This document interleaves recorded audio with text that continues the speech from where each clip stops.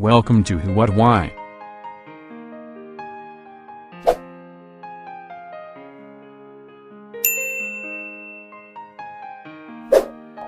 Today we talk about a three-letter word that has great importance in our life. And that is why. We want to progress in our careers. We want to climb the corporate ladder faster. We want to get more done. We want to be happier and more successful. We want to improve. No doubt these are just amazing thoughts that exist in our minds, but hold on. Do you really think these thoughts are going to work? Because here you are missing something that is really important. You are missing your why. Why plays a vital role in our daily life, whether it is a question about career selection or it is a question about where you see yourself in next 10 years. Before getting into how best to approach your work and grow in your career, you should understand why you're doing it in the first step. Your why serves as a compass in your daily routine, and it guides you which way you have to go. Knowing why you do and what you do can really help you to make smart career decisions and pursue the right kinds of opportunities for faster growth and progress towards an end goal you are actually excited about. For scientists and engineers, why is the basic key to success, because they see universe with a question regarding why. Your mind will blow when you ask yourself questions like why you came in this world, why do we behave the way we do, and why this universe is created. You should ask yourself these types of questions. According to Simon Sinek, an author, motivational speaker, and marketing consultant, great leaders communicate from the center of this circle out, and you should start with why. He says this is why some people and organizations are able to inspire while others are not. Let's look at one of his speech at TEDx Talks, in which he describes the importance of why for marketing and businessmen with the help of the golden circle. About 3.5 years ago, I made a discovery. And this discovery profoundly changed my view on how I thought the world worked, and it even profoundly changed the way in which I operated. As it turns out, there's a pattern. As it turns out, all the great and inspiring leaders and organizations in the world, whether it's Apple or Martin Luther King or the Wright brothers, they all think, act, and communicate the exact same way. And it's the complete opposite to everyone else. All I did was codify it. And it's probably the world's simplest idea. I call it the golden circle.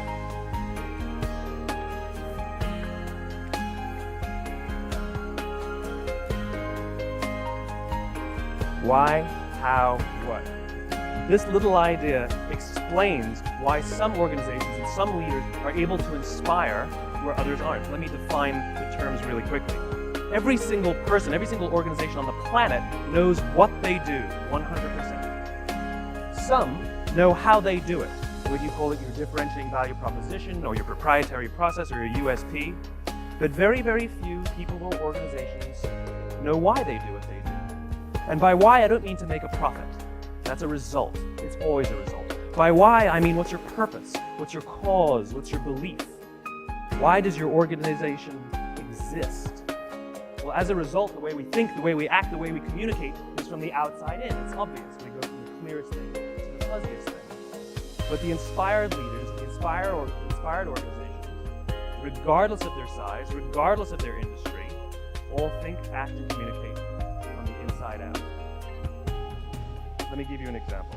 I use Apple because it's easy to understand. It gets it. If Apple were like everyone else, a marketing message from them might sound like this. We make great computers. They're beautifully designed, simple to use, and user-friendly. Want to buy one? Meh. And that's how most of us communicate. That's how most marketing is done, that's how most sales is done, and that's how most of us communicate interpersonally. We say what we do, we say how we're different or how we're better, and we expect some sort of behavior, a purchase, a vote, something like that. Here's our new law firm. We have the best lawyers with the biggest clients. We always perform for our clients, do business with us. Here's our new car. It gets great gas mileage. It has, leather seats. Buy our car. But it's uninspiring. Here's how Apple actually communicates. Everything we do, we believe in challenging the status quo. We believe in thinking differently. The way we challenge the status quo is by making our products beautifully designed, simple to use, and user-friendly. We just happen to make great computers. Want to buy one? Totally different, right? You're ready to buy a computer from me. All I did was reverse the order of the information. People don't buy what you do, people buy why you do it. People don't buy what you do, they buy why you do it.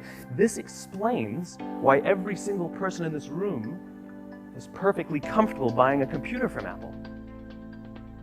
If you start with why, you are more likely to have a strategy that truly meets your institutional goals. You're also more likely to inspire your faculty to believe that despite of many challenges, your plan worth it. The why can be the most important question great leaders ask themselves.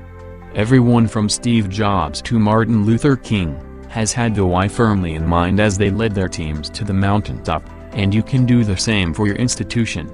Knowing why you're doing your work is motivating because it reminds you that all the nonsense you have to go through in the run of a day is actually worthy to someone. The work you do is really important to someone. The chances are the product that you're designing or the service you're offering will benefit real people somewhere.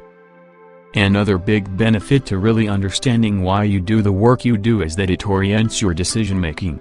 If you don't have a clear vision what your work is for, it can be easy to overlook things and make silly decisions. For example, you might spend weeks designing some complex feature in the new software product because you think it could be super useful but your end users value simplicity over extra features. It's clear that you've forgotten them and the why of your work. You've wasted your time, even if the code is brilliant.